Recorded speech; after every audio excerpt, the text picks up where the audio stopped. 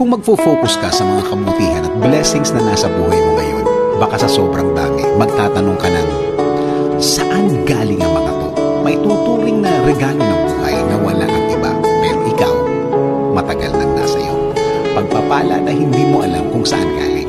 Bakit nasa iyo at marirealize mo ulit na may inggit sa iyo ang ibang tao dahil nasa iyo ang lahat ng yan. Ang kabutihan ay kabutihan din ang sukli.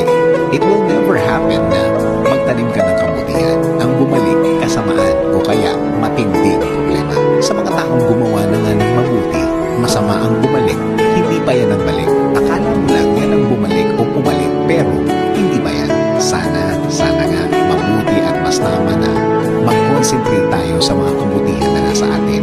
Pagpapala na iginanti o ibinigay ng Diyos before, wala namang makakaligtas na kahit maliit na kabutihan ang ginawa mo sa mata ng Diyos. Kahit ang pagiging malakas mo, wala kang sakit, kahit ang pamilya mo, balik din yan ng kabutihang ginawa mo ng maraming panahon. Kaya mahalaga, mabuti